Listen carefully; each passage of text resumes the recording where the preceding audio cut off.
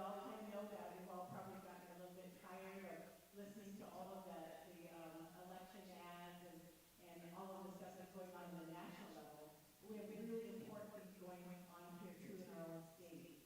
We also have some really important amendments that are coming up that I know we're going to be talking a little bit about today. And we just want to welcome the candidates who are here. I imagine Scott's going to give them some time to introduce themselves and give some of their visions for their place if they are seated and elected this November. So I just want to say thank you. You know, I tell our students here at Sensei Fleshka all the time about how important it is for them to vote. Everywhere I go, I talk to students about that. But there's something that a lot of our students don't realize, and a lot of us don't realize, and that's that 80 million people who are eligible to vote don't actually exercise their right to vote. And so it's really important that, especially this election, which is going to be very consequential, that you all get a chance to stop and talk with a student, someone who's eligible to vote, or someone who may has been eligible to vote for a long time and hasn't. Please encourage them to vote. It's our privilege, our right, our citizenry, all of that. So without much more, I'd like to turn it over to our moderator for the day. I believe we have Tom Casey, maybe, I'm not really sure. Tom Casey's going to be also with us. But we have our own Scott Herman, who is the Vice President of Tribal Nation Building here at Sensei Fleshka. But he's also just recently left his own political elected office as the Rosebud Tribe president. So he's got a wealth of knowledge, experience, and he's a wonderful, wonderful person. I'm going to turn it over to Scott, and I think you got your own microphone there. I will be sitting in the front row to keep time. Oh, also, I probably should mention, we have some, for the people who are in attendance today, it looks like you're all going to be winners. If you've taken a ticket, a raffle ticket at the front, we've got $25 Brewery gift certificates, we've got Subway gift certificates, we've got some Papa John's gift certificates. So we do want to thank those people for supporting what we're trying to do here today. So thank you to the candidates. I'll turn it over to Scott, and I have one for if anyone needs anything, please let us know. I think there are some snacks and some soda at the back table. Thank you. I'll take the mic. I believe these ones are just for the radio station.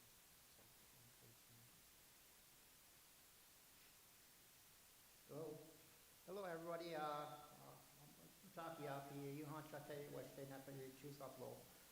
Scott Herman. I'm really glad to be asked to be able to co-moderate with Tom Casey as far as him being on KILI.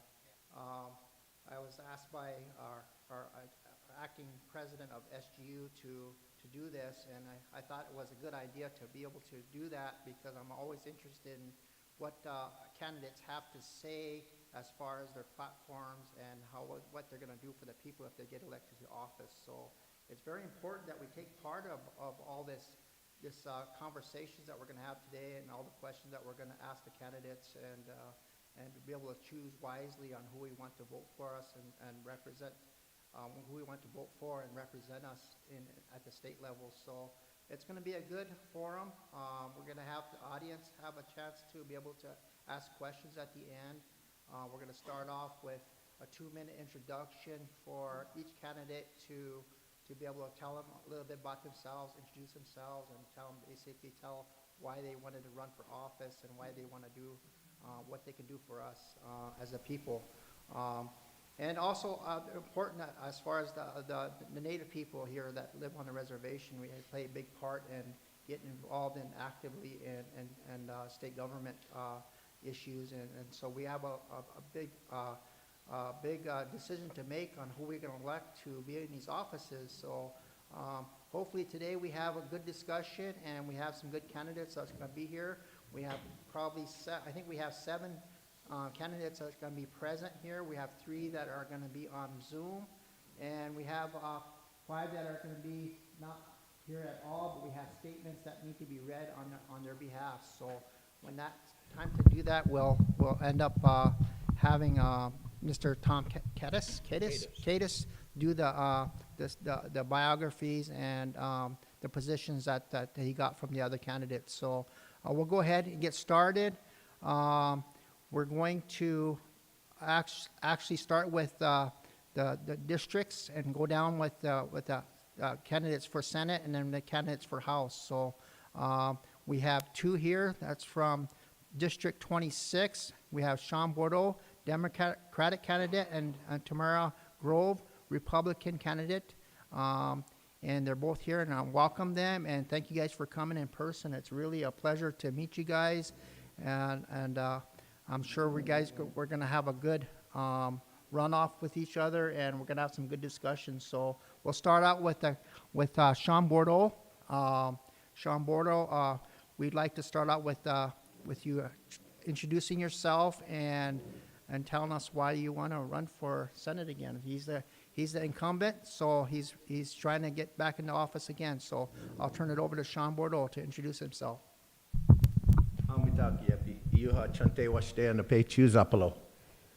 Well, the reason I want to run is there's a lot more work to do. I'm just getting started, even though I have served 10 years in peer. I just kind of got my feet wet and don't want to burn up 2 minutes talking about the reason why. You all know why we need people here. So I got to be a voice for the Native Americans across the state, the little guy, whether it's the transgender folks who are getting picked on by the other party. Native Americans often don't have representation. So having served on a tribal council here 15 years ago with Scott myself, having worked here for 20 years in doing grants management, chairman of the local Cherry Todd Electric, chairman of the local TECRO, which is TARO on most reservations. I'm on the gaming commission. I stay active. Former chairman of the State Tribal Relations Committee.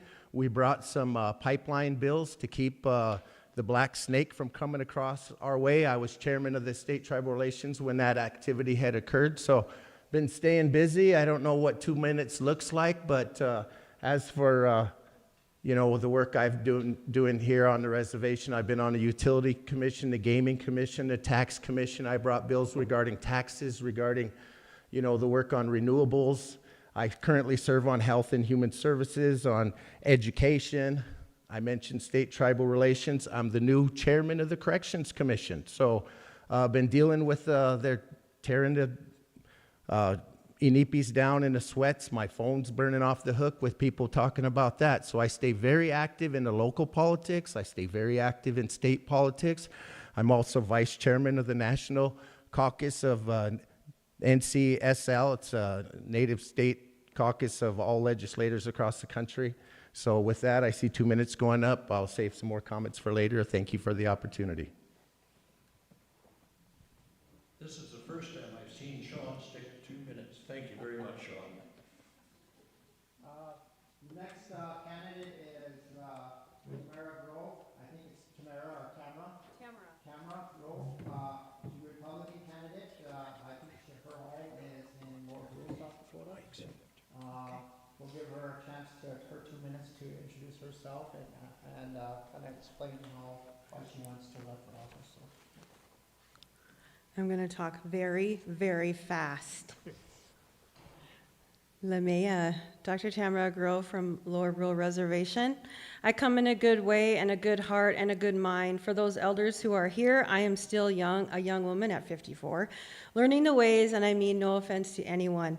It's good to be back in the world of academia. Thank you, Sinte Gleske University and President Colette Keith and REI and all those for hosting this forum. We believe it is extremely important, and that is why this is the third time that we've been to this community, and we just say hello, Madam President and our leadership team.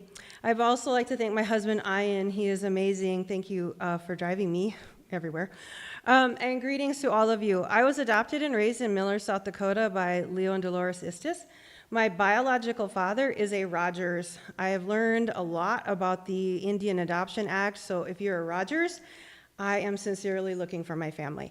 I am a mother of 3 adult children, Elizabeth, Michael, and Elijah, and I am a small business owner and reverend.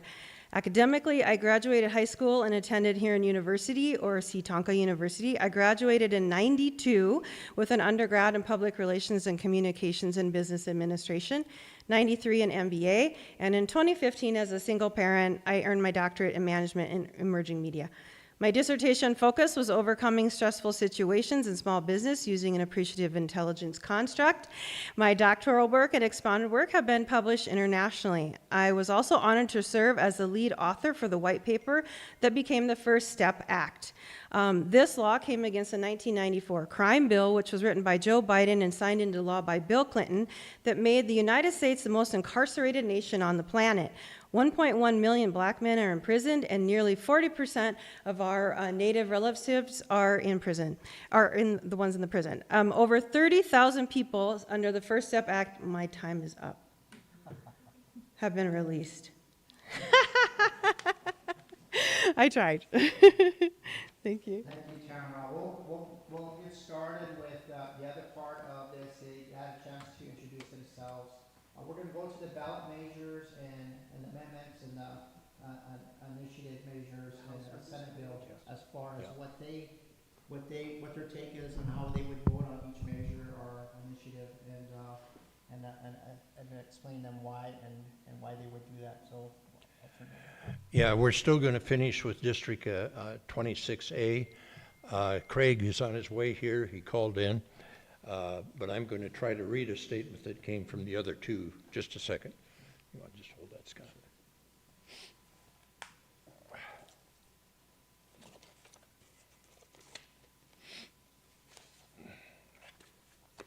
So we're going to the South Dakota House District 26A candidates, and the first one would be Eric Emery. He's a Democratic candidate. He cannot be here today, so Tom will read Eric Emery's position as far as why he wants to be here and wants to run for. He's an incumbent already, so I'll let Tom read his position. So. Thank you. And this is very small. I'm only 48 if you're dyslexic, and I'm blind in one eye, so bear with me. But this is Eric's statement. I'm Eric Emery, your current District 26A representative in the South Dakota Legislature. I sincerely apologize for my absence from this important educational forum for District 26 and 26A voters. Unfortunately, I have a scheduling conflict due to obligations that I made much earlier. To the EMS Association Conference in Rapid City, or Spearfish, I deeply value the opportunity to engage with all voters and discuss the important issues facing our community.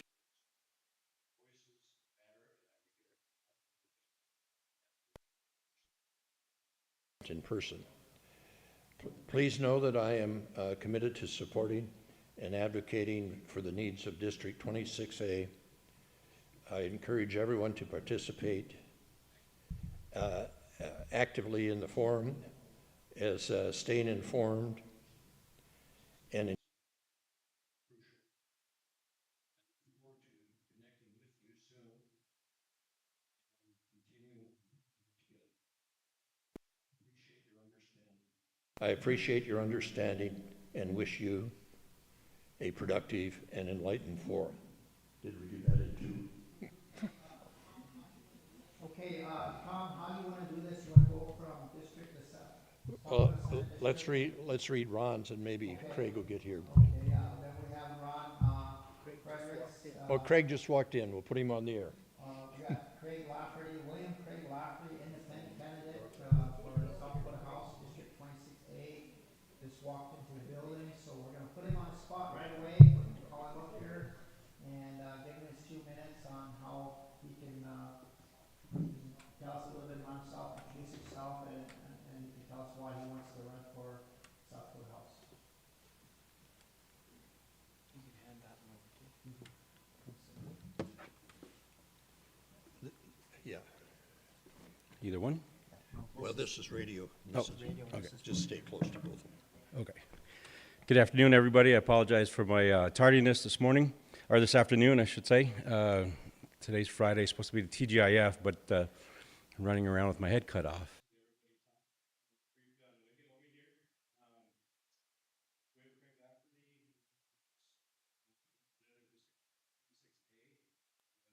20 years IHS Director of Radiology, 15 of those 20 years over here at Rosebud.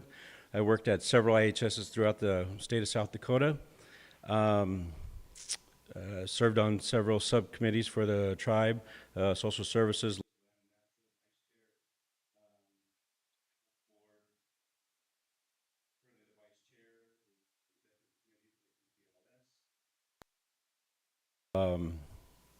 And listening to some others, just trying to stay active in the community, listen to any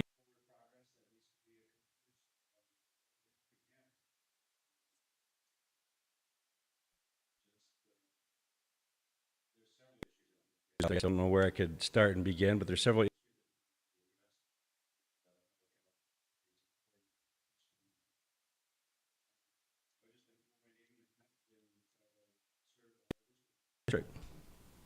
Thank you. Thank you, Craig. The next one is Ron Fredericks, he's a Republican candidate, running for South Dakota House District 26A.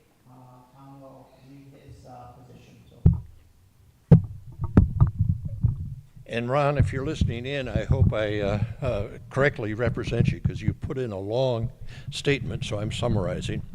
Ron Frederick is the current South Dakota State University Extension and 4-H program advisor for Todd County youth in South Dakota, including residents of the Rosebud Indian Reservation. Ron is a 1984 graduate of SDSU. Frederick has a long history in the beef industry. Ron and his wife, Ann, own and operate a small cow-calf operation called the 45 Cattle Company near Mission. Of all of his accomplishments, Ron is most proud of his wife and Ann's 7 children and 15 grandchildren and 2 great-grandsons.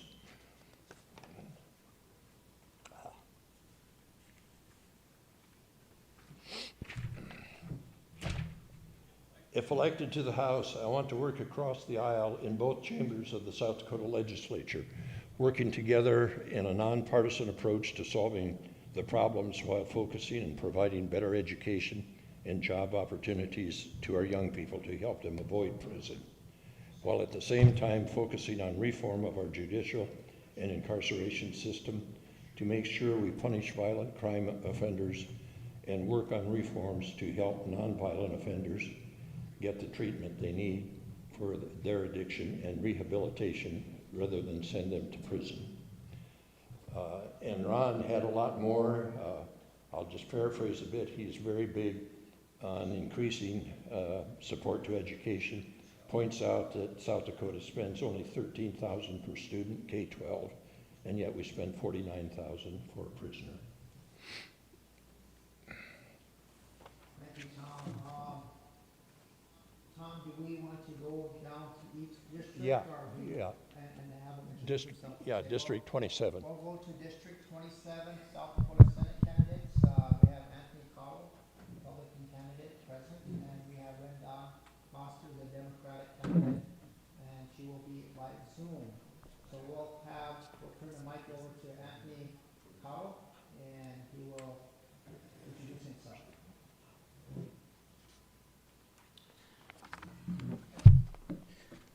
Good afternoon, and thank you for inviting me to this educational forum for tribal voters. Thank you, SGU, for hosting this forum, and thank you to Keeley Radio, KINI, KOYA, and KIPI Radio for this live stream broadcast of this forum. I think it's important that the voters know where the candidates stand on the ballot-initiated measures, referred laws, and proposed amendments to the state constitution. Again, my name is Anthony Cottle. The last name is not spelled how it is pronounced, so for you radio listeners out there, let me spell it out, my last name for you, so that you are familiar with it when it's time to vote. It is spelled K as in kilo, A as in alpha, T as in tango, H as in hotel, O as in Oscar, L as in Lima. You can also find more information about me at my campaign website at www.anthonycottle.com. I'm a beloved child of God. I was born and raised in South Dakota. I'm one of 10 children. I grew up on a small 320-acre family farm north of Yankton. My parents are Mary Ann and the late Mark Cottle of Yankton. I now live in Martin for over 20 years. My background is in civil engineering. I graduated from South Dakota School of Mines and Technology in 1991 with a master's degree of civil engineering from the University of New Mexico in Albuquerque in 1995.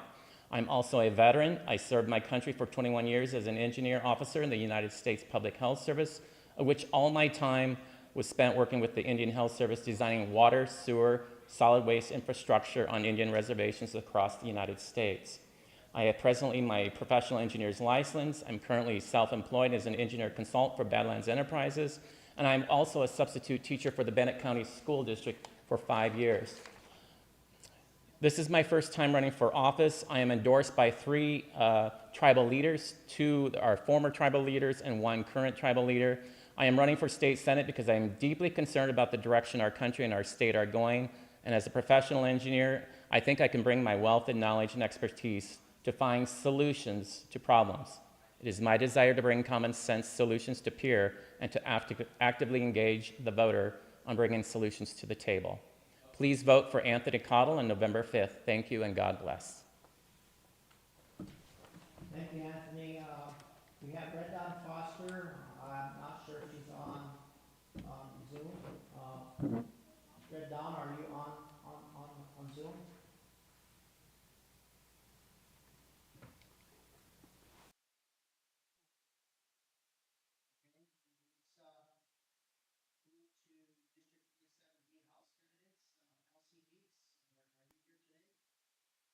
Here today?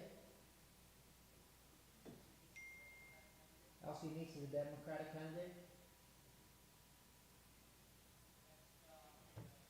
Next, for the District 27 South Dakota House candidate is Perry Poyer. She's the Democratic candidate as well, and she would be on Zoom. Perry, are you online? She coming in? She's right there, yep. See, the sound comes through. She on mute? She unmuted. Oh, go ahead. Well, just go ahead and use the mic.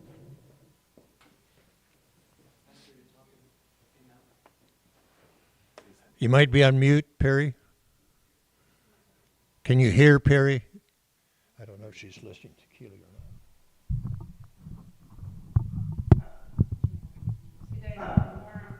There we You go. guys at the forum cannot hear me. Yeah. Now we can. You're on now, Perry. Go ahead, Perry.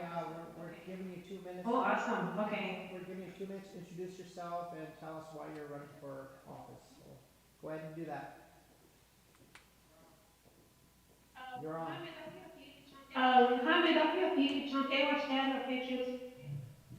My name is Puri Puyer. I am I am from Pine Ridge and Porcupine.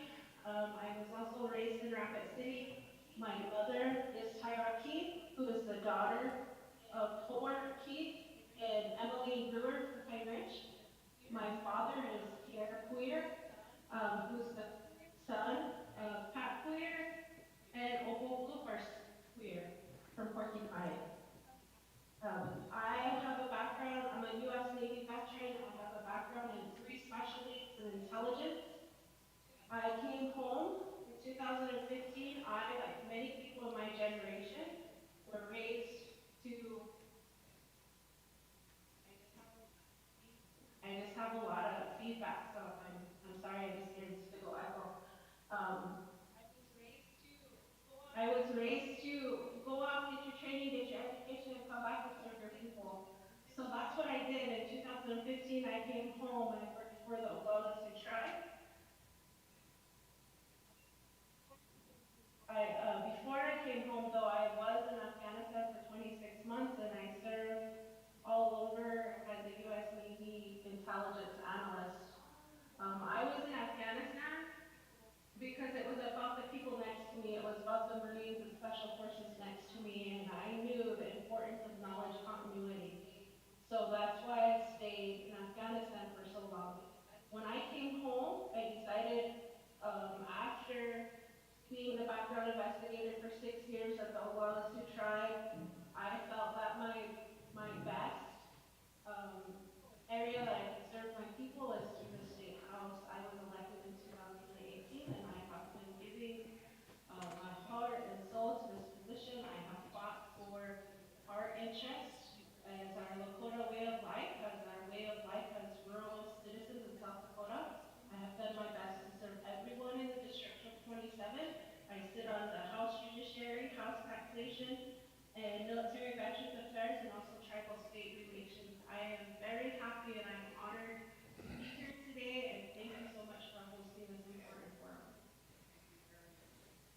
Thank you, Perry.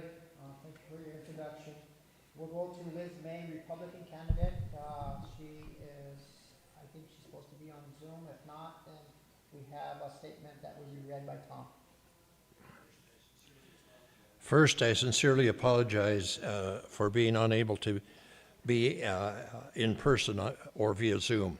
Unfortunately, I have a medical appointment today that causes a direct conflict. I've had the honor of representing District 27 in the South Dakota House of Representatives, serving from 2013 to 2018. During this time, I also ran for the U.S. Congress against Dusty Johnson. I was outspent and soundly defeated. I am proud to have conversations about key issues affecting our district, our state, and our people. She's got quite a long one, so I'm going to jump down here. She has served on the State Tribal Relations Committee for a number of years and was vice chairman for a couple of those years, and on a variety of committees. And I'm paraphrasing from here on out. Her greatest pride, she says, was getting the dignity license plate, which enabled the tribes to identify themselves on the South Dakota license plate by their tribe. And that was her pride in getting legislation through. She said she's primarily interested in agriculture and small business. She runs a grocery store in Kyle, and they have a ranch family.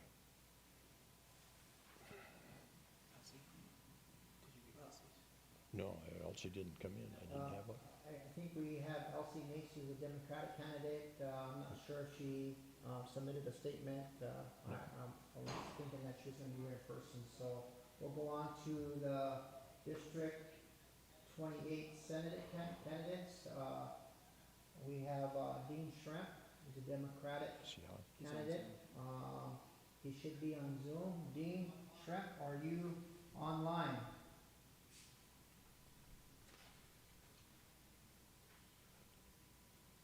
Is he muted?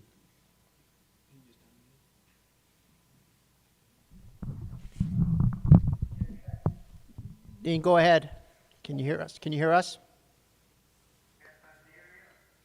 Yes, I can hear you. Okay, yeah, you got 2 minutes to introduce yourself and tell us why you're running for office. Go ahead. Okay, this is Dean Trent. I live 3 miles west of Eagle Butte, and I was in the legislature 2 years. And I feel like I can bring a lot of important issues back to the legislature that haven't been worked on in the last few years. I'm president of the Airport Board. I've been since the start of the airport. I was one of the main people that started the airport in Eagle Butte. And also I started the UCal Clinic in Eagle Butte. And that's not funded. It runs all by itself. We don't need no money for that. And I just feel like there's a lot of things that need to be accomplished in Eagle Butte at the time, and all the reservations, and the whole state. So I'm just willing to go back to here. After 22 years, I can go back to here, and I know just what to do, at least try to get done what I was failed to do when I was in there. But every year I done something that we needed. With my bill that passed for the teachers' wages, that was one of the biggest issues that we had that 1 year with teachers' pay. So, and I worked with the youth for 45 years in the boxing program. I worked with Native Americans. I worked with all kinds of people. Whoever wanted to join, I didn't refuse nobody. So I feel I got a good background with kids, and I've got a good background with working with the elderly, because I testified for the old folks home for the Native Americans to stay home instead of having to go away from the reservation to find a place to live. So I feel like I'm well qualified to take care of the issues that's on the reservation. and I look forward to being able to go ahead with them. And I thank you very much for being able to be on this program. It's kind of new to me, but I do the best I can do. And I thank you for your vote, and I'll talk to you later. Thank you, Dean.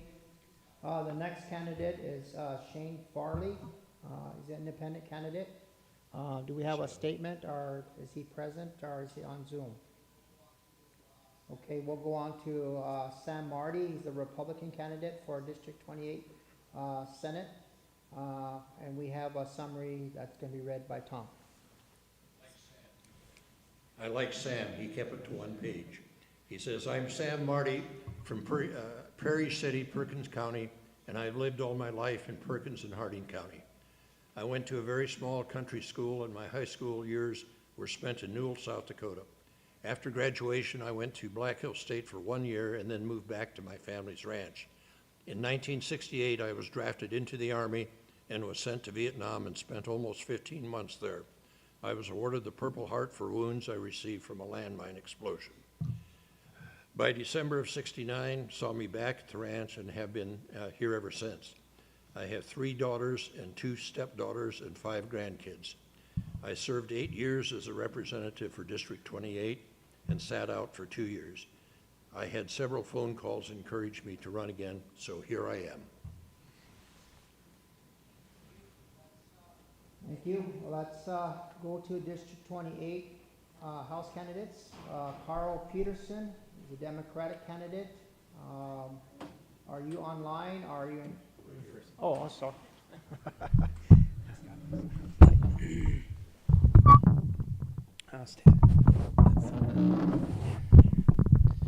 Hamadakiapi, Lakochaze, Wichakapi Lutehemie, Wasichunchaze, Carl Peterson, O Henupa Hematahan, Wakpawashte, O Yate Hematahan, Wamblipa Elwati. My name is Carl Peterson. I'm O Henupa Lakota from Eagle Butte, South Dakota, member of the Cheyenne River Sioux Tribe. I'm running for District 28A, that is Cheyenne River, the counties of Dewey and Zeba within the Cheyenne River Reservation, and Corson County within the Standing Rock Reservation. We also have a few new constituents over in Perkins County, south of Lemon, Bison area. So welcome to 28A Bison. I am running for the State House because I believe that our people in District 28A deserve to have a voice in Pierre, deserve to have their voices heard, you know, when we have committee meetings and stuff, have their issues heard, have our issues actually worked on. I'm a teacher at the Cheyenne Eagle Butte High School, where I went to school my whole life until I went to university at Dakota State University in Madison, South Dakota. That's the only 4 years I ever lived in a town or ever lived off the reservation. Grew up on my grandfather's allotment in Parade, South Dakota, and really hoping to bring a lot of what it means to be Lakota and what it means to be, you know, a rural South Dakotan to the legislature in Pierre. Every one of my grandparents was born here in South Dakota, and it's through their history and their lessons that I've learned we really need to get some things done. It's really sad to see today a lot more talk than action. So I'm going to Pierre because I believe you know, our native voice, our youth voice, and a voice of action in Pierre is much needed at this time. Pilame Atanka, everybody, for listening on KIPI, KILI, KLND, and who else do we have? KOYA? So everybody out there, Doksha. Thank you, Carl. I thought you were just a media person here, so sorry about that. I just informally meet you over there. I thought you was gonna run the show here for a while, so sorry about that. Good to meet you, and I'm glad you're running for office. Janet Hunt, Republican candidate for District 28A House candidate, and she's gonna have her summary led by Tom. My name is Jana Hunt.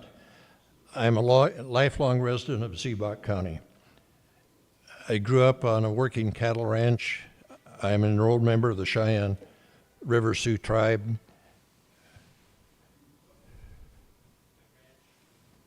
I ranch with my dad and my brother. Sorry about this. These small things are hard to read. I decided to run for office at the end of the 2024 legislative session. I'm going to wing this just a little bit. I've just found out earlier today she defeated the incumbent in the primary who had been representing that area for a long time. She says, I felt convicted to run for office and stand on the following principles and ideals. I stand in support of private property rights, no eminent domain for the private gain, small government and local control, fiscal conservatism, the Second Amendment, and traditional family values. I believe that life is a process at every stage. I'm very concerned about South Dakota and specifically District 28A. For those reasons, I am asking the voters of District 28A to vote for Jana Hunt on November 5th. I am determined to protect our rights and am committed to preserving our way of life. And sorry about this, this phone is just way too small. But that's the end of her introduction.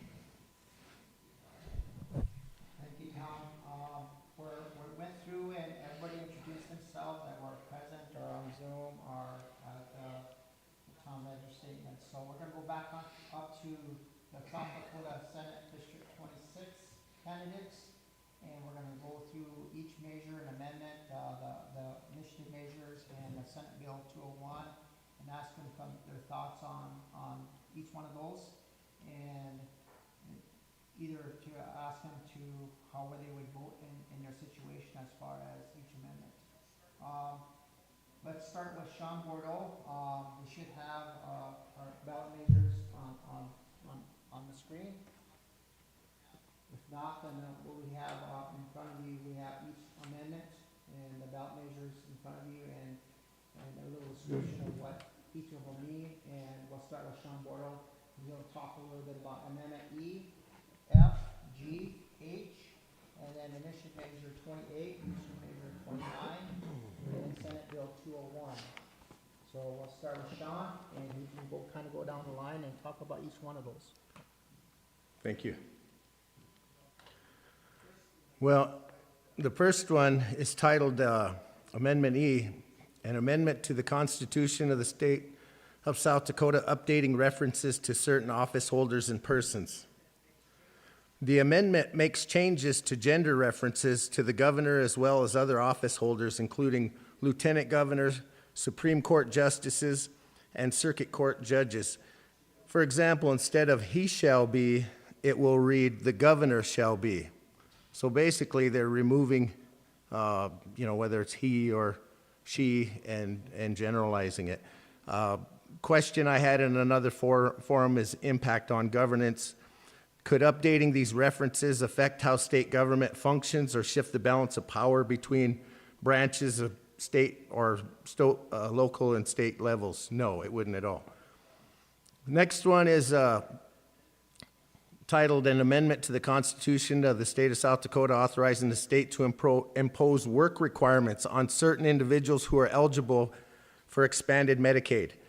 So how will imposing work requirements on certain recipients improve the efficiency of the program?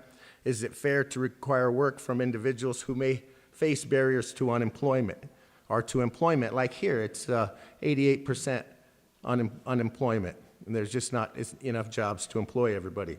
So adding a work requirement will increase government bureaucracy. It will require more people to file and process paperwork and manage caseloads. It will lead to fewer people receiving the health care they need. This is confirmed by the U.S. Department of Health and Human Services report. Work requirements would add substantial bureaucratic red tape to Medicaid, putting coverage and health at risk for millions of Americans. Only one state has ever fully implemented these policies, and nearly 1 in 4 adults subject to the policy lost their health coverage, including working people and people with serious health conditions. No evidence of increased employment with no evidence of increased employment. In fact, research shows that more than 95% of enrollees subject to the policy already meet the requirements or should have qualified for an exemption, but many lost coverage because they couldn't navigate the red tape. Economic impact. Fewer low-income families would have health insurance. This means more emergency room visits, which lead to higher medical costs for everybody. People without health insurance and access to affordable care wait longer to address health issues. When these health issues are not addressed early on, the situation often becomes more severe and expensive.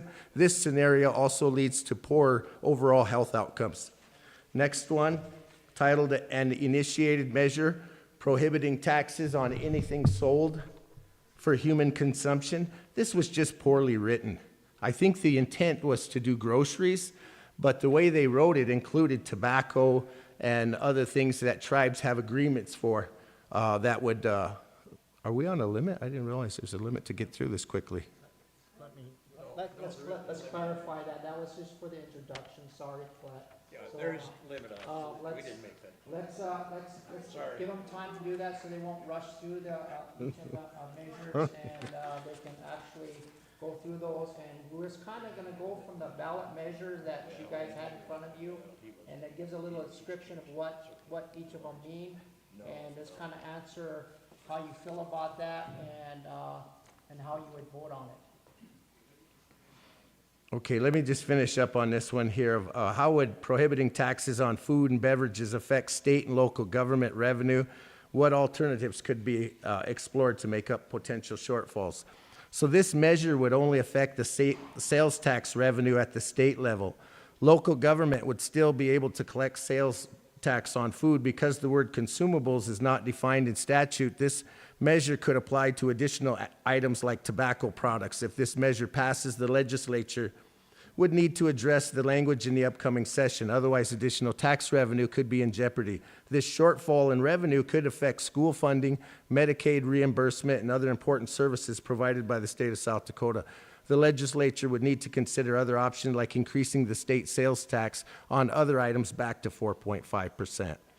A sales tax on food is inherently regressive and will always impact low-income individuals and families more. The next one is titled A Referred Act to Provide New Statutory Requirements for, is that the same one you got? Because I got the whole list here. This is, So we're just kind of going down the line, and we're talking a little bit about, kind of summarize what you. I think you're on Amendment G here, so let me move back to that one here. Amendment G is an initiated amendment establishing a right to abortion in the state constitution. Okay, so how would establishing a constitutional right to abortion align or conflict with the existing state laws and the values of South Dakota? The right to an abortion would be in conflict with the current trigger law, but restoring the rights under Roe would bring the state back to where we were prior to the Dobbs decision. Multiple times, the voters in South Dakota have rejected bans on abortion, so I think this measure aligns closely with most South Dakota values. Scope and limit, should there be any restrictions or conditions placed on this right, and if so, what should they be to balance individual rights with public interests? According to the South Dakota Attorney General, the amendment establishes that during the first trimester, a pregnant woman's decision to obtain an abortion may not be regulated, nor may regulations be imposed on the carrying out of an abortion. In the second trimester, an amendment allows the regulation of a pregnant woman's abortion decision and the regulation of carrying out an abortion.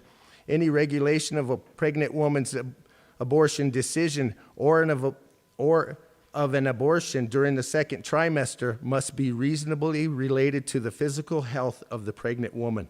In the third trimester, the amendment allows the regulation or prohibition of abortion except in those cases where the abortion is necessary to preserve the life or health of the pregnant woman. Whether an abortion is necessary during the third trimester must be determined by the pregnant woman's physician according to the physician's medical judgment.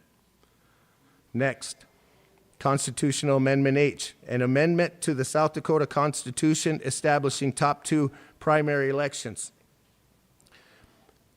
How would the top II primary system impact voter representation and political diversity in South Dakota? Could it marginalize smaller parties?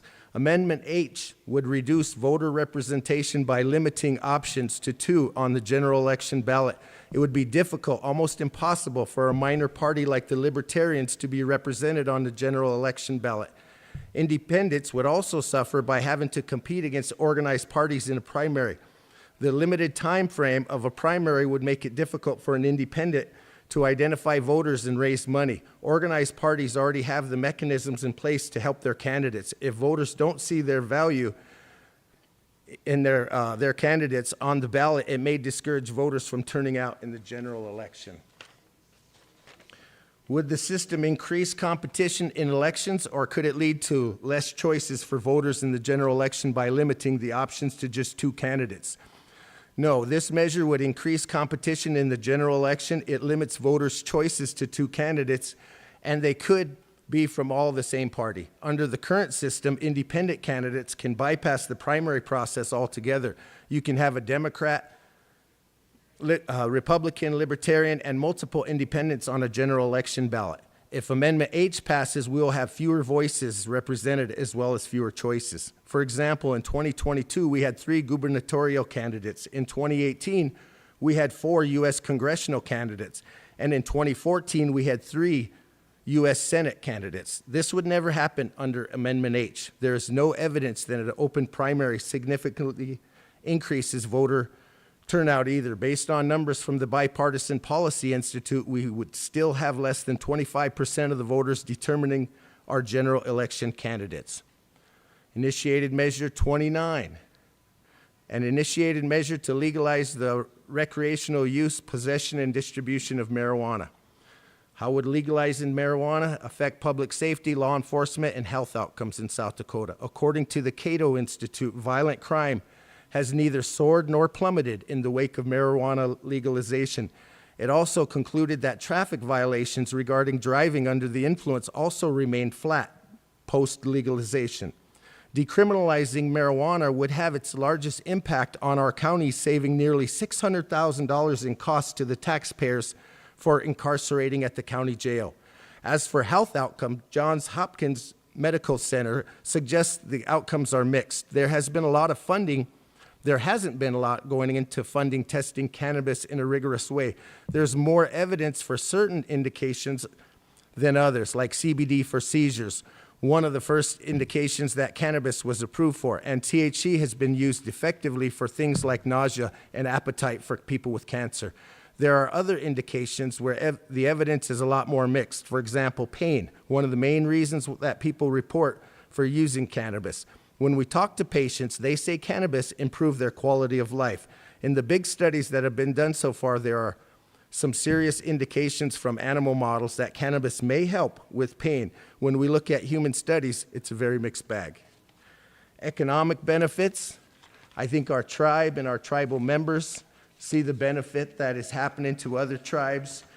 From my understanding, there's 31 dispensaries on the Pine Ridge Reservation. They do totally recreational, which makes it tough for me up in Pierre when I have somebody who's from Martin that can go to a recreational dispensary on trust land in just outside of Martin, and somebody else can't, and they have to go to a similar place where they have the medical. You can't have people running around in the same county doing 2 different things. We all got to jibe and be on the same page is my feeling with that. Which one do we have, Mr. Senate Bill 201, pipeline bill? Okay, a referred act to provide, now I voted with the tribe against the pipeline. I think you all know that. A referred act to provide new statutory requirements for regulating linear transmission facilities to allow counties to impose a surcharge on certain pipeline companies and to establish a landowner bill of rights.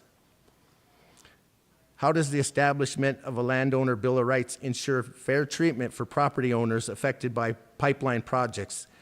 And are these protections sufficient? Senate Bill 201 doesn't address the real concern of most landowners and that is the ability of a private company to strip landowners of their property rights through eminent domain. The landowner rights in this bill mean very little when the company, after the whole process has been played out, can still come and take your land. If the South Dakota legislature really stands with the landowner, then eminent domain for private companies should be eliminated. They do this in other states like Minnesota. Economic and environmental impact. What are the potential economic benefits of allowing counties to impose a surcharge on pipeline companies, and how might this affect the development of energy infrastructure and environmental sustainability?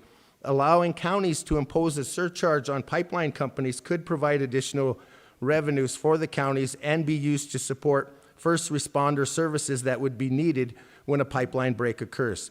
The federal government continues to provide many subsidies that benefit private energy companies as well as encourage the development of energy infrastructure. We see this with oil and ethanol subsidies, subsidies to build wind farms and electric transmission lines.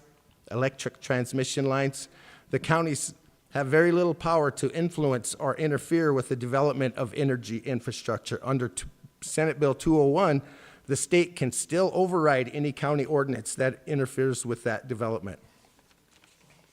Did I miss anything? Nope, no. Whew, 2 minutes? You know, I want to thank Sean for giving an explanation of each of the ballot measures.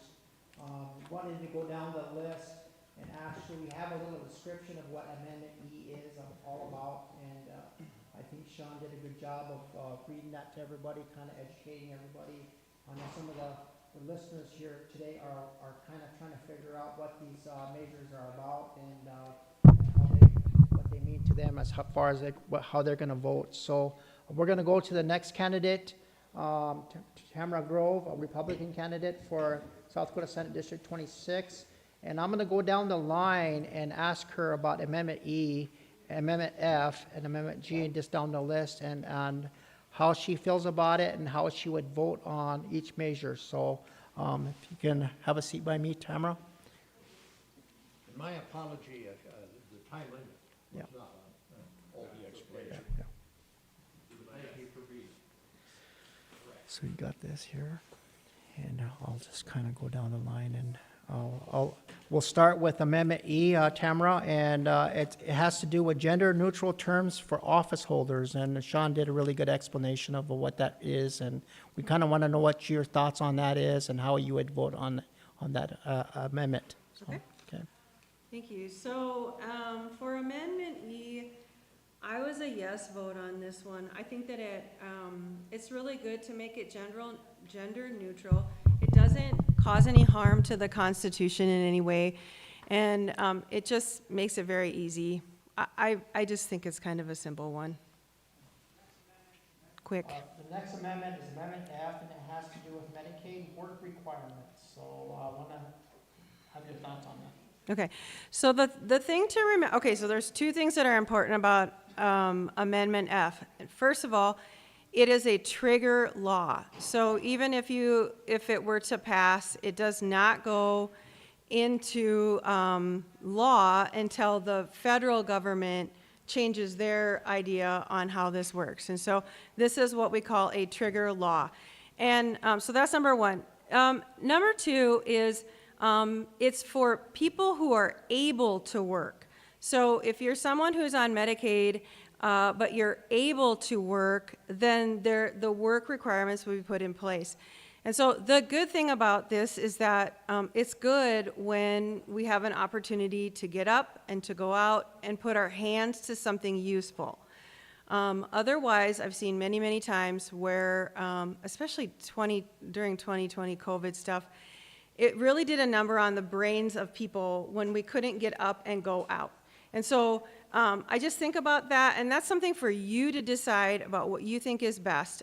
I personally feel it is a good thing when people are up and out and moving and being productive and working. So that's my thoughts on F. If you want to address Amendment G, we'll just go down the line, okay? Yep. Amendment G, constitutional rights to an abortion. Okay, I want to take some time on this one. Okay, so Amendment G, this is a really poorly written bill, number one. Number two, it is set up in 3 trimesters. Okay, so This was found unconstitutional by the Supreme Court in 1992. This is not Roe v. Wade. I also want you to notice that it talks about in the first part of the bill, it says the word effectuation. Okay, big word. What on earth does that mean? And we want to be educated voters. And so this is one of those things where you have to know that it's saying the state, so effectuation means to bring about. Okay, so when we're talking about abortion, it says that we cannot do anything to bring about, or the state can't put anything into law that would to bring about the abortion, which means that you can really do just basically anything in that first trimester. If you notice, it doesn't really even talk about health or safety standards.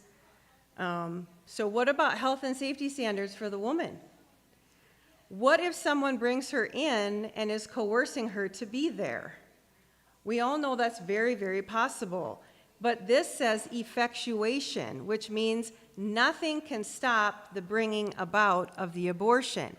So we now have young girls who are taken potentially to an abortion clinic. Maybe it's an abortion clinic because we can't put health standards on it either. So it's really crazy Wild West kind of stuff. So that's the first trimester. The second trimester, it talks about physical health. And so again, we have the word effectuation, okay, to bring about, and then it's relating to physical health. So we can impose some kind of rules now because it's saying that there can be some kind of standards, not so much in the first trimester, but now we can do something. But it deals with the physical health. Okay, got it.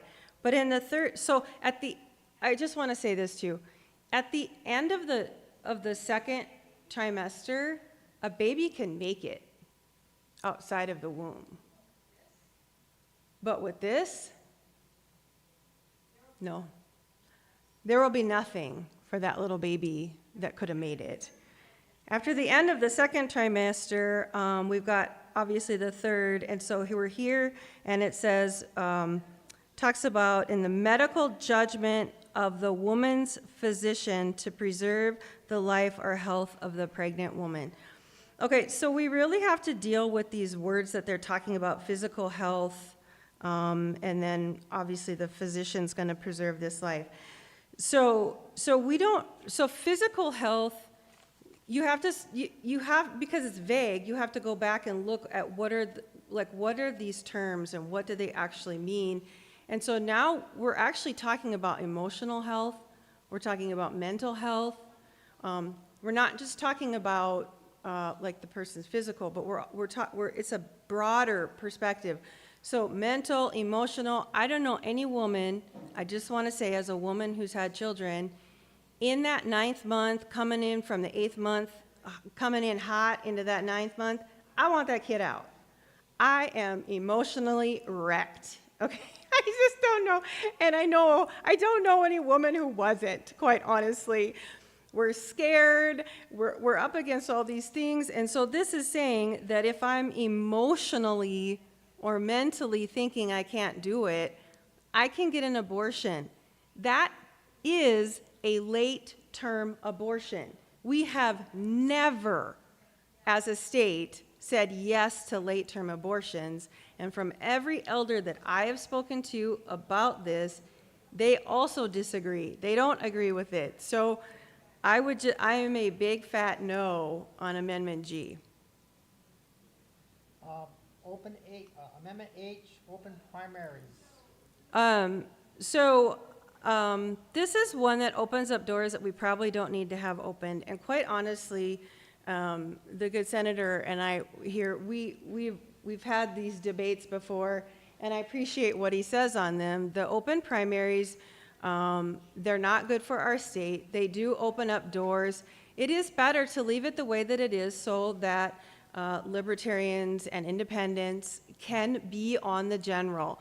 Quite honestly, it's very difficult If this is what we had, it would be very difficult for an independent, somebody in the Green Party, Libertarian Party, to ever be heard from again. So I think it's just a good thing to leave it the way it is. Initiative Measure 28, tax on anything for human consumption. Another really badly written bill. So you can start, is it okay if I put this here? You can start with it saying anything. That's super scary when you're talking about law. When do we ever say anything in law? So it says anything human consumption, and that opens up the door to literally anything human consumption. And so I was looking at, this is off of the, well, too many things on my lap. This is off of the South Dakota legislature, and they are giving examples of what anything human consumption could be. And so they have an example here of the Dollar General store and what they classify as consumables. And bath towels, bath tissue, cereal, pasta, canned soups, storage bags, disinfectants. And you think, oh, well, whatever, that's great. Here's the problem. It could potentially cost the state of South Dakota $646.2 million. That's lost revenue. The tribes who have signed the sales tax, the compact, sales tax compact, will lose $3.5 million. So when you talk about the loss here, it's massive. And because we don't know anything human consumption, then like it's a massive wide open gate, and it's going to take a lot of time for the legislative body to narrow that down and to even see what that means. I want to say also to you, I was at a meeting yesterday with the Senate, and they were talking about the budget. And so the appropriations was talking about the budget. The budget for the state of South Dakota and the funds that we have at this moment, because of the way, you know, our economy has been and people aren't spending, they don't have the money to spend like we used to. So our sales tax earnings are down. So we're already kind of on a very thin budget. And then you take out potentially $646 million, and we will be in huge trouble. And the two things that are going to be hit the hardest is medical and education. That's like the two that we don't want to have hit. So I just implore you, this is a bill that needs to go away very quickly. Or I should say an initiated measure. Thank you. Initiative Measure 29, recreational marijuana. Okay, so what's going to happen with recreational marijuana? I won't go into the explanation because obviously the senator already did that. So recreational marijuana is going to be, if it's legal, it's very, very small. And they did that purposefully so that it doesn't, if it were to pass, that they wouldn't get busted on it and be found unconstitutional. So that it's a very, very small little window of what's legal. And what's not legal is to buy it. So you can have it, but you can't buy it. So that will be a conundrum. Okay.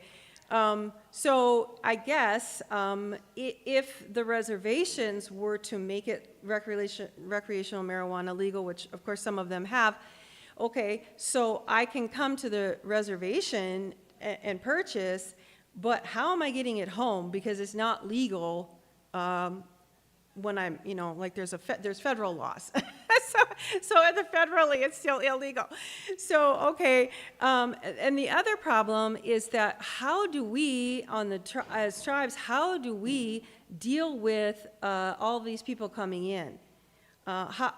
In Lower Brule, we share our police with Crow Creek. So how are we going to have enough police to handle this incoming crowd, which could potentially be not a very good crowd? I mean, not I voted for medical marijuana, so, okay, but how do we deal with the recreational side? So that could be an issue on the tribe, on tribal lands. The other part is that marijuana, for use for recreational use, it's not like it was when we, for those of us who are, like, I'm 54, it's not ditchweed, okay? It's not what it used to be. And so it is it's hardcore stuff. And so the problems that we have with our children, we're talking about brains, we're talking about psychosis, we're talking about all kinds of different issues that could come to pass. And so I would just say, read the information and really decide, can you picture what our state looks like if this is legal in the state of South Dakota? Thank you.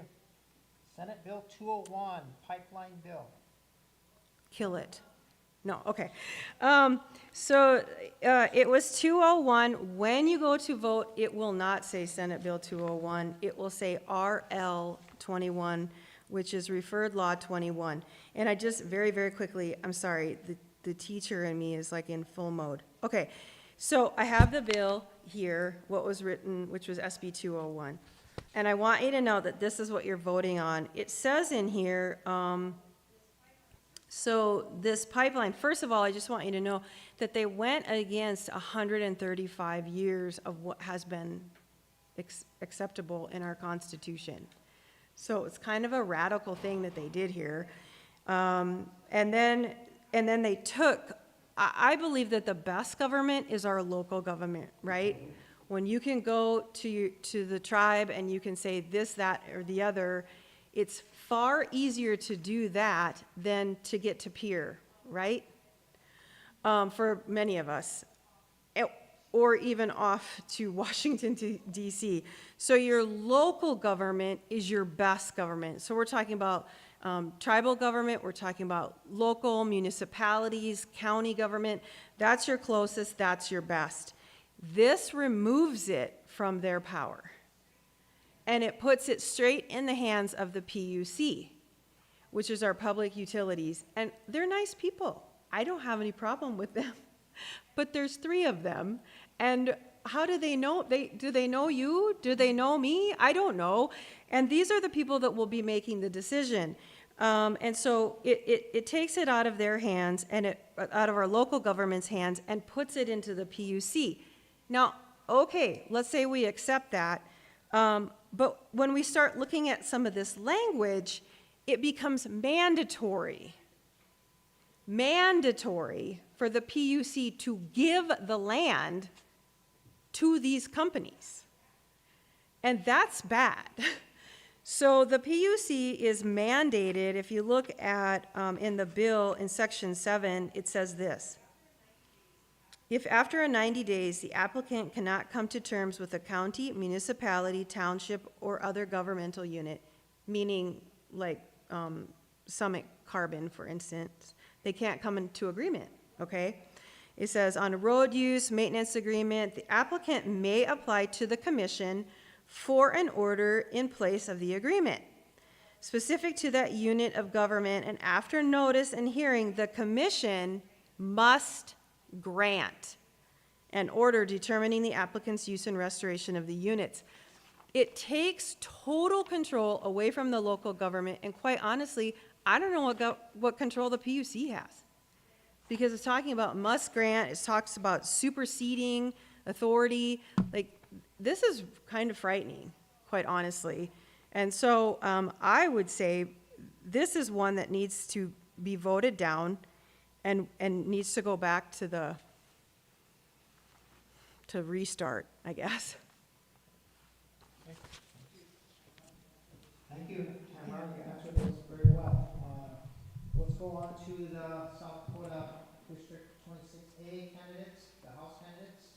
We'll start with Eric Emery. He gave a statement earlier, but we have William Craig Lafley, the independent candidate. We'll hear from him. So you can come up and we'll ask you the same questions. And I can do Eric's afterwards as well. He's got statements on on these issues too. But go ahead. Let's go ahead with Eric Hamilton. I guess he did give a statement. He added his stance on all of these. Okay, so we'll start with Tom. Tom will give his, Eric's take on each of the ballot measures. So go ahead, Tom. Yeah, on Amendment E, he will vote yes. He says, I support South Dakota Amendment E because it updates outdated language. And he said more, but a lot of this has already been stated. On Amendment F, he says, I oppose South Dakota Amendment F because adding work requirements to Medicaid could hurt vulnerable people. Many who rely on Medicaid, like seniors, disabled individuals, and low-income families, may not be able to meet these requirements due to health or caregiving needs. So he's voting no. On Amendment G, he's voting yes. He says, I support South Dakota Amendment G, which aims to protect abortion rights. This amendment ensures that individuals have the freedom to make their own health care decisions, including the choice to access safe and legal abortion services.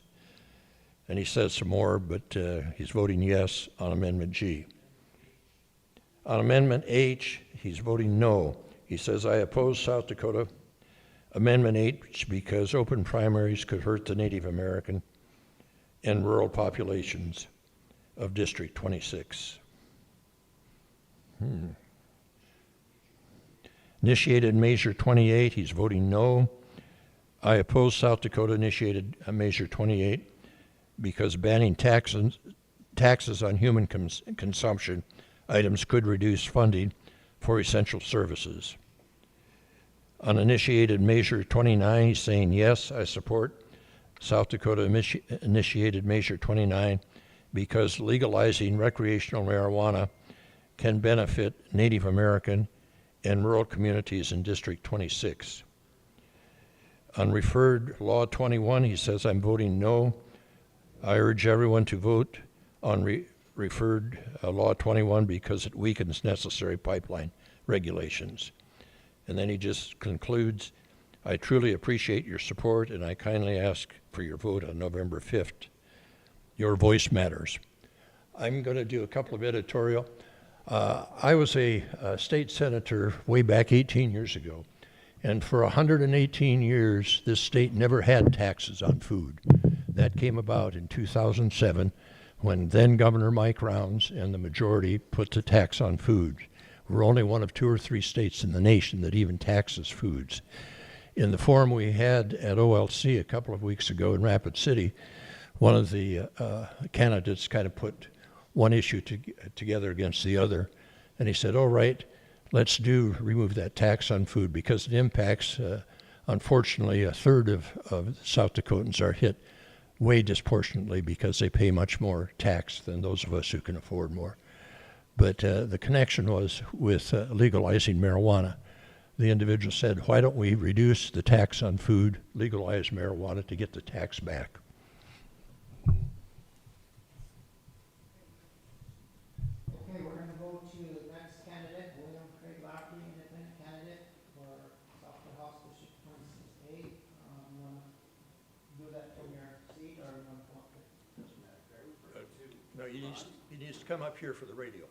Oh, yeah, you need to. I'm going to Ron. Okay, Ron Frederick, a Republican candidate, South Dakota House District 26A. You have statements from him. I do, but why don't you go with Craig first? I'll dig his statements up. Come on up, Craig.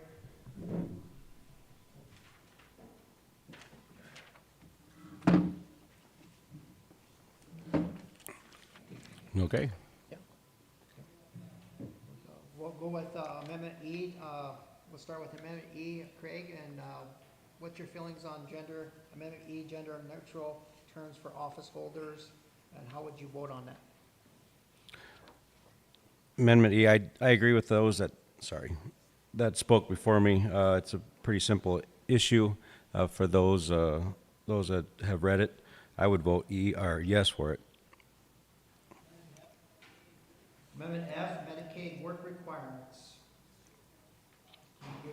feelings and thoughts on that and how you would vote on it. That was an interesting law to read in depth. Keep in mind, be like a freshman and coming into this, so there's a lot of reading, a lot of research that goes into this. Listening to Sean and Tamara, who are well versed in these areas, they got a lot of documentation and stuff. It is a trigger law, so what we would do now, we'd have to take, it'd have to sit there and idle until, the feds or the federal regulation changes before it goes into effect. Amendment G, constitutional rights to an abortion. What are your thoughts on that and how would you vote on it? Boy, there again, a very touchy subject there. I would vote no on it, Amendment G. Amendment H, open primaries. Open primaries. I keep it, to be fair to everybody, I'd vote no. I'd keep it open. Give everybody the opportunity. Initiated Measure 28, tax on anything for human consumption. There again, I would be like those of you that are listening and those that are here in the audience. This measure again here is something that you need to review, read more than once. But I would vote no for it. Initiated Measure 29, recreational marijuana. 29, I would vote no for it. There again, take into consideration, read it, review it, and ask questions. Reach out to people like Sean, Tamara, Eric, those that have sat in these positions, or even Tom for that matter, somebody that's been seasoned, Mr. Herman for that matter, that have dealt with these issues head on. They would know more about pros and cons than anything before you make that decision come November 5th to vote. The last one is Senate Bill 201, and it's a reference to the pipeline bill. Again, on my research on this one, Mr. Herman, I would vote no on this one. I don't have that much in depth on this topic here. Thank you, Craig. Appreciate you all your comments and your honesty. We'll go back to Ron Fredericks, Republican candidate, South Dakota House District. This is A. Tom will read his statements. This refers to correcting pronouns in the Constitution that currently refer to office holders as he, she, etc. And he votes yes to change it just to the office holders. Refers to work requirements for expanded Medicaid. I think the amendment needs further clarification for caregivers and elderly, and therefore I'm voting no on F.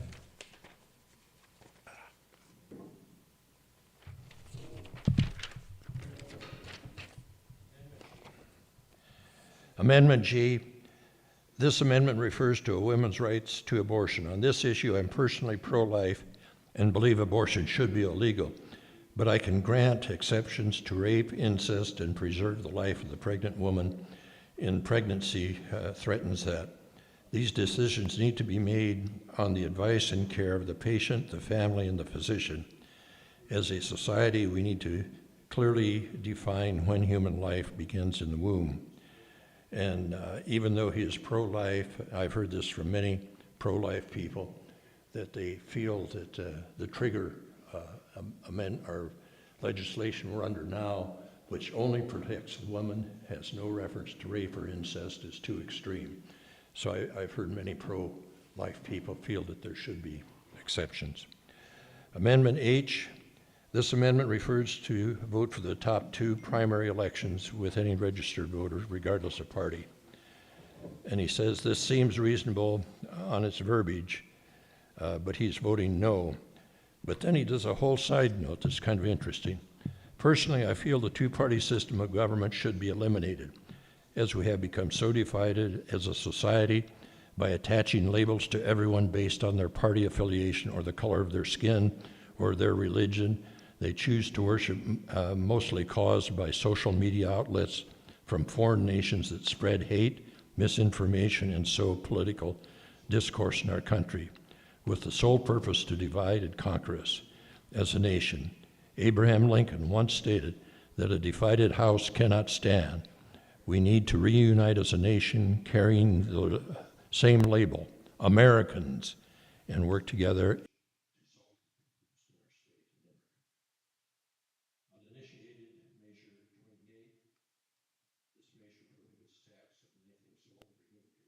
Human consumption, because it's not clearly defined what human consumption is, he's voting no.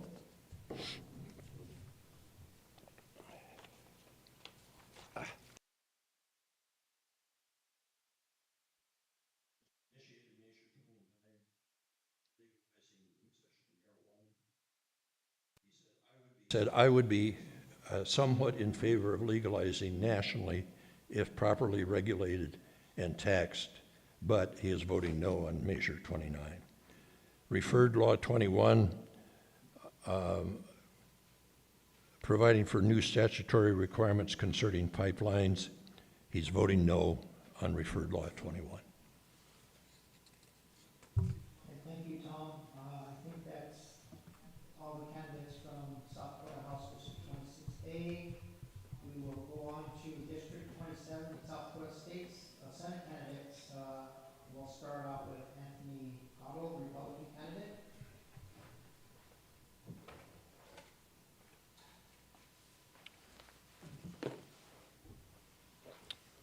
And we'll go down the line just like Sure. we have been doing.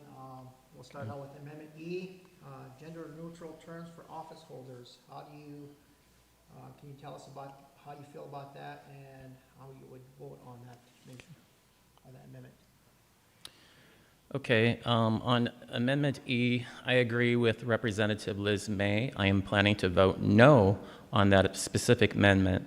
The neutering of the language used by the initial framers of the South Dakota Constitution is no different than what I experienced back in the late 1980s and early 90s when publishing companies took the liberty to strip in any pronoun reference of the inspired Word of God out of the New English translations of the Bible. He and him were replaced with God, and he was replaced with the possessive form of God with apostrophe S at the end. It was all done out of appeasement to be politically correct at the time when we know God is Trinitarian, Father, Son, and Holy Spirit. The point being is that words matter. Therefore, is this change to the South Dakota Constitution necessary, considering that women currently hold 22 seats in the House, 7 seats in the Senate, and we also have a female governor and a Secretary of State? Where is the inequality? The pay is the same regardless of whether one is female or a male legislature. Changing the language won't empower or automatically bring gender equality to women who run for office. It's the women who are empowered and have the courage to run for political office who create change for the better. Now that is empowering. Simply changing words in the Constitution to make it more appealing and palatable won't empower women. It's like putting icing on a cake. The frosting covers what really is good beneath it. My reference to the icing on the cake is analogous to the proposed Amendment E. Changing the state constitution with gender-neutral text won't resolve the gender inequality that is in our state. Rather, its rights described in the text of the state constitution when read in its full context, and the rights are upheld by the judiciary that brings the document to life with meaning and purpose, and consequently is what brings about true change and empowerment for women. Moreover, those who favor changing the Constitution to general neutral language say there is no cost for doing this. I beg to differ. There is a real cost associated with changing the South Dakota Constitution, especially when it has been submitted on a ballot for the voters to decide. Elections cost the taxpayers money no matter what. There is the cost to the Office of the Attorney General to review the amendment before it's put on the ballot. Then there's the cost to print the explanation as to why it's on the ballot in a voter guide pamphlet, along with the pros and cons as to why one ought to vote yes or no for the amendment.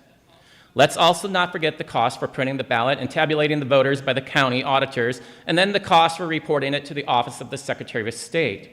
Finally, there is the cost of any legal challenges that may come as a result of the amendment passing, as well as the cost for reprinting the amendment, proposed changes on official government correspondence, and archived documents if it passes. In addition to the compiled costs that no one wants to discuss, the other question remains: which office staff at the state government will be tasked with this added responsibility, and how much staff time is it going to be required to make the amendment changes from their normal duties? This is not simply using the find and replace command on your typical word processing programs such as Microsoft Word. We are talking having to rewrite each state law with gender-neutral language when South Dakota first became a state back in 1889. Do you see how ridiculous this gets? Call me an old-fashioned or a chauvinist, but here is a question. I pose to the men serving in our current state legislature: how many of you, when you're going into the voting booth on November the 5th, plan to vote yes on Amendment E? It is one thing to pass HB 1175 or Senate Joint Resolution 505 by saying yes while on the House or Senate floor to save face with your female counterparts, but how many of you will actually be voting yes on the ballot when you are in the privacy of the voting booth in November or in the comfort of your home when completing an absentee ballot? I challenge any of our male legislators to publicly voice their opinions on this ballot measure. The bottom line is the state legislature has so many important issues to deal with than prioritizing whether gender-neutral language should be put in our state constitution and laws. If this amendment passes, what will be next? Changing the gender-neutral language to agender language, since there are some people who don't identify with any gender. See the slippery slope that one approaches when you mess with pronoun usage? Vote no on E. Thank you. Amendment F, Medicaid work requirements.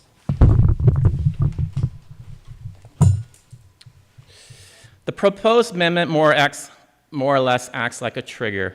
If when the federal government through Congress approves and implements a work requirement component for expanded Medicaid beneficiaries who are working age, able-bodied adults who want to enroll in Medicaid expansion.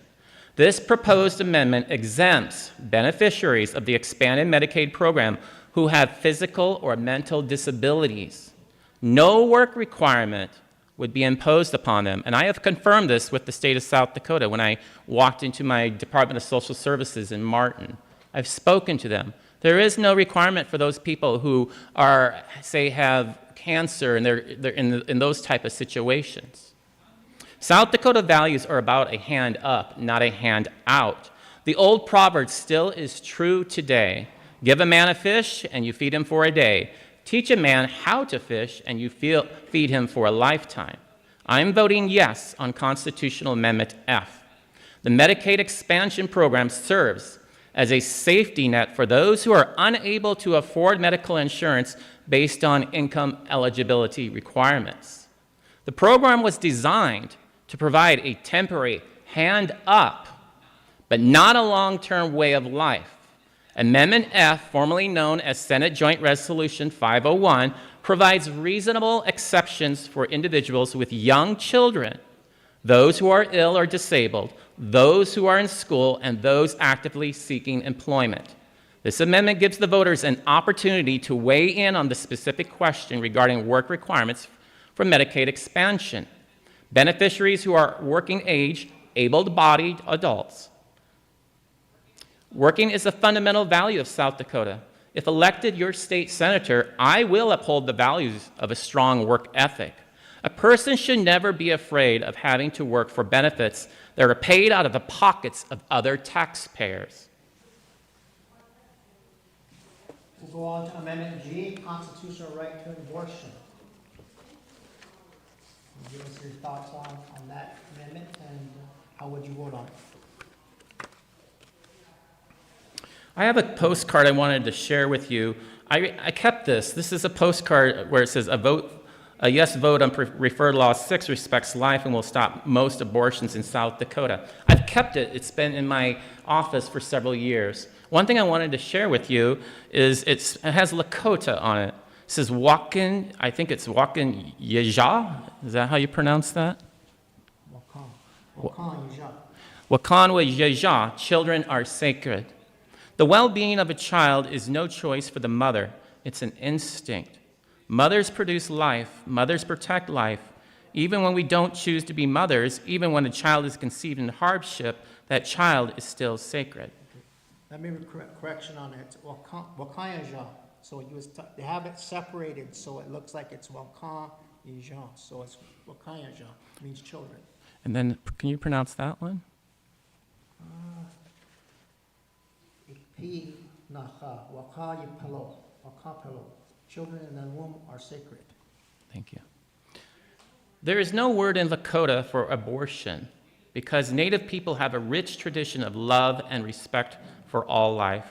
Tribal law views women, children, and men as being sacred and in need of protection from the time of conception through each cycle of life and throughout the elderly years. I share that with you because to me, I know for a fact that in the Lakota culture, children are precious. We cannot turn our backs upon them. Even in the womb, the unborn child, they have a heartbeat, they have a body, and they have a soul. That is undeniable. Many scientists are in agreement that life starts at conception. I am pro-child, pro-woman, and pro-family. My mom, she had 4 natural abortions. 4. I have 4 siblings in heaven currently praying right now for me. My Father has named them all. I think people really need to take a look at this amendment and understand the consequences of this amendment and what that will be like here in the state of South Dakota. You know, when I go from Martin down to Yankton to visit my mom, I see billboards across this state that shows pictures of children. And we are a pro-life state. We value life in this state, regardless if you are on the reservation or not. We value life. So our actions, if you will, our actions need to align with what we do in the voting booth. Sure, there are exceptions, and I can go through, this measure, but the point being is that we all, at some point, value life.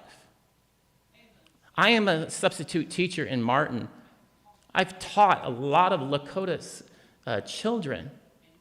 And you know what? Every day when I walk out of my house, you know what I say? I say, Lord, let me see you through your eyes. And guess what? He never fails to show me that one child that needs that attention, that love and affection. It's precious.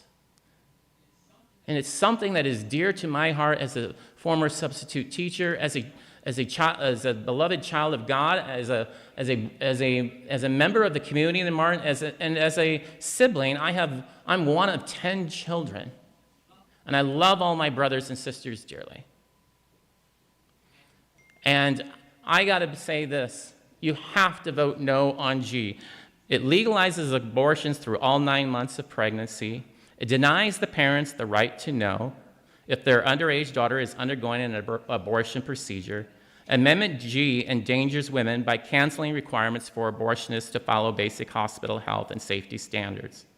Abortions will be conducted without doctors and outside of safe facilities. If you read the actual amendment, it says in there, physician. What is the definition of a physician? Does anyone care to want to expand upon that? Could a physician mean a spiritual medicine man? Would that be considered a physician? What about an OBGYN? Would that be considered a physician? What about a social, a mental counselor? Could they be considered a physician? Words matter. That has not been truly defined in the amendment. Therefore, I'm voting no on G. Amendment H, open primaries.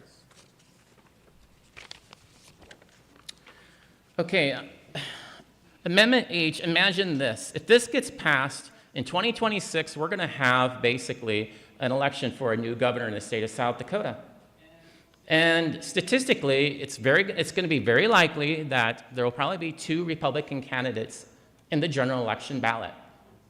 That's very possible.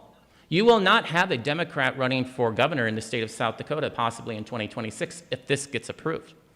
Because let's face it, there will be a jungle primary, the top two will then go to the general, and it's possible that you'll have 2 Republican candidates and you will not have a Democrat on the ballot for the 2026 governor's election. So my question for you is, are we going to get an opposing views if we have, say, Bud and Bud Light up, if you will? Because that's really what a jungle primary is going to be like here in South Dakota. It's very similar to California and Washington. And look how those states have turned out. California is dominantly always is Democrat, and likewise Washington. No other party can ever get on the ballot. Republicans, independents, everybody is squeezed out.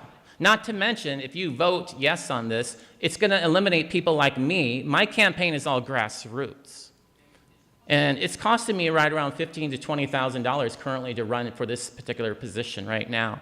That will be gone if you guys vote yes on Amendment H. Therefore, I am voting no. Initiated Measure 28, tax on anything for human consumption. I am voting yes on this. The problem with this particular specific amendment has to do with the word consumable. Well, let's face it. If this goes through, which the vast majority of South Dakotans are planning to do, over, 50 to 60% are planning to vote yes on this particular measure because it has to do with groceries. Now, granted, consumables is a much broader term, but let's face it, we can fix that. State legislature can define what the consumables means as well as the court system. But here's the deal. The sales tax is a regressive tax and an unfair tax where lower income families and the working class pay a disproportionately higher percentage of tax than the upper 1% of the income earners. This is a fact and undisputable. According to a report by the Institute on Taxation and Economic Policy, the poorest 20% of South Dakotans, or those who earn around $20,000 or less, pay 11.3% of their income in taxes each year. The wealthiest 1% of South Dakotans pay 1.8%. Think about that. 11.3 or 1.8, you choose, of their taxes. The Institute lists South Dakota as the 4th most tax regressive state in the country. Think about that for a second. A widow or a single parent on a fixed income and barely making ends meet has to pay a higher percentage of her income on sales tax for groceries than a person making a 6-digit salary. Not only is that not fair, but morally unjust, because everybody has to eat to survive. Feeding South Dakota reports, and I'm a volunteer for Feeding South Dakota in Martin, and every month on the 4th Wednesday of the month, we are feeding right around 125 to 150 families a month with Feeding South Dakota. Reports that 106,000 of our fellow citizens, including 1 in 6 children, are food insecure. They don't know where their next meal is coming from. South Dakota is one of 3 states that still taxes groceries at the full state sales tax rate according to the Center on Budget and Policy Priorities. Sales tax in South Dakota generates more than $1 billion annually and provides about 60% of the state's general fund revenues. Now, keep in mind, I'm a fiscal conservative. You don't spend what you don't have. And my thoughts are this. The city of Martin, they're worried about, well, we're going to not be able to use that 2% on groceries. That's not addressed in this amendment. Municipalities are exempt. We're only talking currently right now the 4.2% on groceries. At the end of the day, I plan to vote yes, with the vast majority of hardworking families in South Dakota, because I want more money in your pocket. You get to decide what you want to do with that extra 4.2%. I don't want Pierre to decide, because let's face it, Pierre right now has a surplus. And anything about people who have a lot of money, guess what? Like my mother said, the more you make, the more you spend. Right? So In other words, I want the money to be in your pockets. Now, the opponents are going to say, well, there's going to be an income tax. Bring it on. I'm all about consumption tax. Currently, right now, when you go to the state parks, guess what? You pay a fee. That's called a consumption tax. When you register your vehicle, you have a wheel tax. That is a consumption tax. I'm about consumption taxes. I'm not about sales taxes on food. It's not fair. Everybody has to eat. Thank you. Well, initiating measure 29, We only have recreational 10 minutes marijuana. left for the whole thing. What's your thoughts about that? Well, quickly, we only have 10 minutes left for the whole program. Recreational marijuana, I'll just say I'm voting no on IM 29. We've already seen enough problems already right now in Martin. I've spoken to the principals over there, and basically they're saying it's already coming into our schools. As a person who's pro-family, pro-life, pro-child, pro-woman, I basically want to preserve the family structure. This is what this is going to do, is destroy the family as we know it.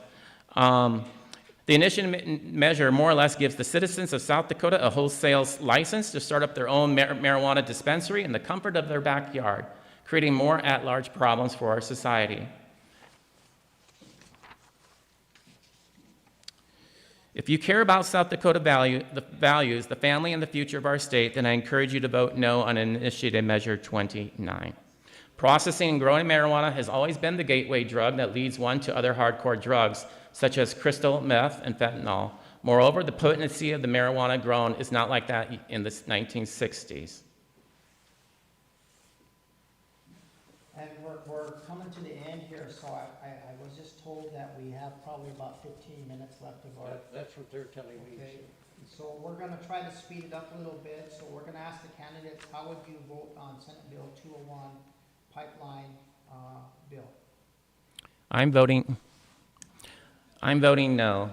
No, I want to preserve South Dakota's property rights, and I say no eminent domain for private gain. This is all about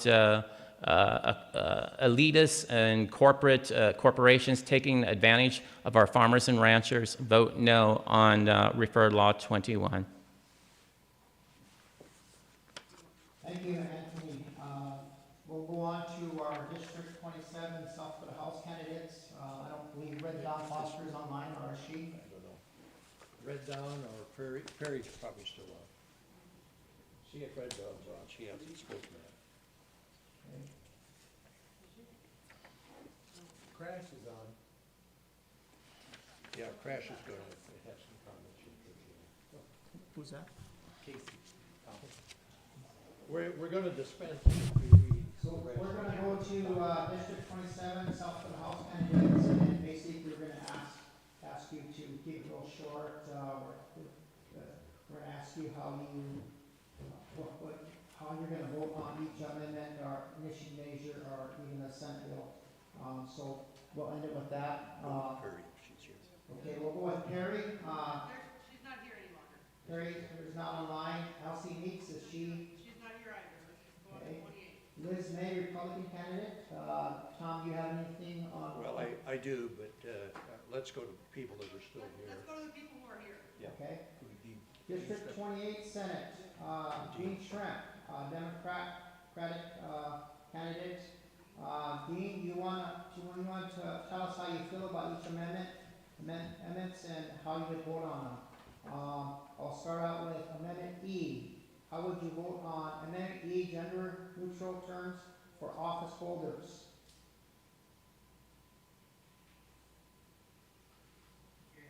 Can you hear me now? Yep. Yes, we can. Okay. To amend the E, I'm going to vote no. Thank you. Amendment F, Medicaid work requirements. How would you vote?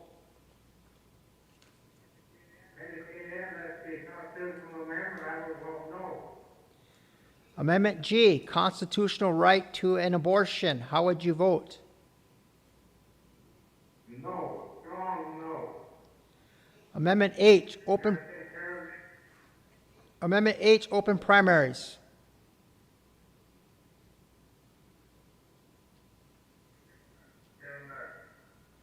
Amendment H? No.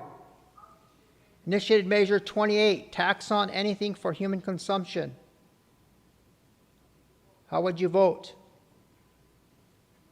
I would vote, yes on that one. Initiated Measure 29, recreational marijuana. How would you vote? Absolutely no. Senate Bill 201, pipeline bill. How would you vote? No. Thank you, Dean. We appreciate all your honesty there. Well, thank you. We'll go on to Sam Marty, or Shane Farley. Thank you for being on. Yep. Shane Farley. I've got a quick one. Sam Marty says he's voting no on all except yes on F, work requirements for Medicaid. All the others, he's voting no. Thank you, Tom. District 28, House candidates. Carl Peterson. Hamid Akapi.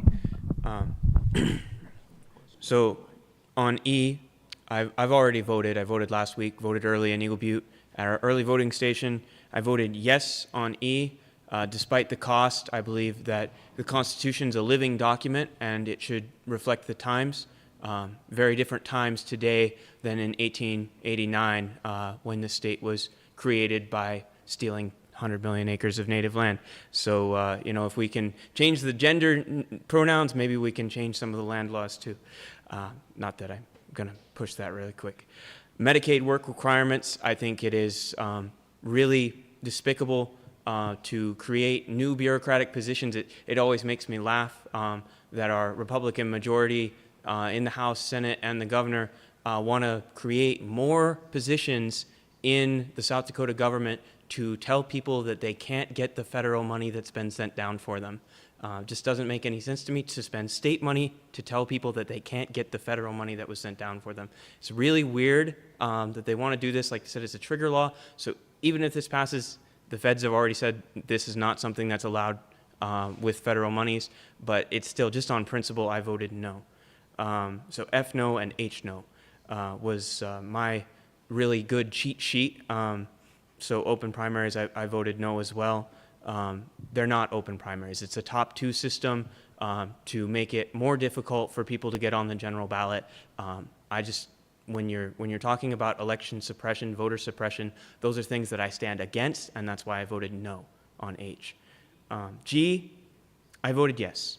And the biggest reason was that our current ban that was passed as a trigger law in 2005 when the Supreme Court has said, Roe v. Wade, the states cannot regulate certain things about abortions, right? That was the law for 50 years.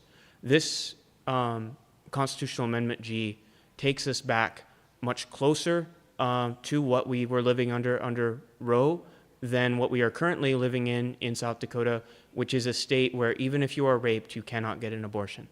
I think that's crazy. As a Lakota man, it's not my place to make decisions for women. And so, if this doesn't pass, I'm still living in a state legislature that decided, a mostly male state legislature in 2005, that decided what women could do with their own bodies. It doesn't sit right with me. The only other thing I'll say on this is sitting at this forum today in a group full of powerful Lakota men and women, it's really sad to have a non-native person come in here and tell us what words we have in our language. Lakota is a living language. Even if there wasn't a word for abortion as Americans think of it today, 200 years ago, we definitely had a word for when a horse lost her baby, or even when a woman lost her baby. So a miscarriage, abortion in its current form, maybe not, but there is a word today. It's oshka pi, which means to have a loss like that, and that is the word in the Lakota dictionary. It's a word that is used on our reservations today. So I did want to, let everyone know that Lakota people, we have our own language. It's a living language, and it's really, again, a little bit, to me, it felt disrespectful to have someone come and tell us what words we have in our language. And I'm hoping, the Democratic Party and our candidates respecting Lakota people and not trying to tell Lakota people what to do with their lives or their language or how they should think or what their language means, what their culture means, right? That's something for our people to decide for themselves. It's not something the government should be deciding. And that's the same with Amendment G, why I voted no. Or yes on G, sorry. So I am at 28, I voted yes. The most regressive tax in almost the entire nation, that, again, our poorest people, our people on reservations have to pay for the state to run, when there are millionaires and billionaires paying less per capita of their income to those state programs like education. About 40% of the state budget is education, aid to schools, to our school districts. It's going to hurt to not have this, so I'm really hoping that our legislature can work to find better ways to fund these things that we need in our state. That's education, roads, and healthcare, right? Our rural healthcare. Those are things that the state budget needs to fund, but it's unethical to me and just disgusting to use our poorest people as your economic engine. That's the only place you can look for money is the people who have nothing. So that's why I voted yes on IM 28. I voted yes on IM 29. Again, the revenue for the state, one more place we can look for revenue is in taxing marijuana. Right now, marijuana is being used. You heard in other states, right? The crime rate didn't really change. The rate of accidents didn't really change. That's because people are already using marijuana, right? The feds barely police it. Our state doesn't barely police it, right? They only arrest someone for ingesting or possessing marijuana if they fit a certain look, right? Whether that's having a certain number on your license plate, a certain length of hair, a certain style of clothing. That is how people are targeted in this state for arrests under marijuana. People, that look the way maybe the state thinks everyone in this state should look. Certainly maybe, some of our legislators, if you're short hair, white, right, got a nice pickup and you've got a nice number on your license plate says you're not from a reservation, you're not from a place where there's a lot of natives, you don't get arrested for marijuana. It's a disparity. I think the ACLU said it's, almost night and day. Almost no white people are arrested for marijuana, and a very large number of native people, people of color, are arrested for marijuana in this state. So this is just, making it clear across the board. Right now, it's all but legal to smoke if you look a certain way, and now it'll be legal for everybody. It'll create revenue for our state, again, maybe to make up some of the revenue lost by repealing the sales tax on food. So that's one way, we can tax marijuana, we can tax gambling, we can tax, there's a lot of things we can tax. We don't have to tax food. Referred Law 21, the former Senate Bill 201, so RF 21 on your ballot. As everybody's mentioned here before, it has some wording in there that's really scary. It mandates the Public Utilities Commission to grant permits for these pipelines if they can't come to an agreement with the counties. And that's just the legislature making a law for this pipeline company. As was mentioned earlier, that's unconstitutional in South Dakota. You're not allowed to make a law for an individual or a single company.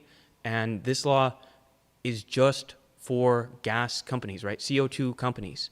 CO2 pipeline companies. Well, there's only one CO2 pipeline company that's ever set foot in South Dakota. It's Summit Pipeline. So that's why I voted no on SB 21. Thank you. Thank you, Carl. Appreciate it. District 28, all candidates, we have Jana Hunt, Republican candidate. I think due to time, let's just go to Casey. Okay, we got our co-moderator, Tom Casey. Tom, do you want to ask any questions as far as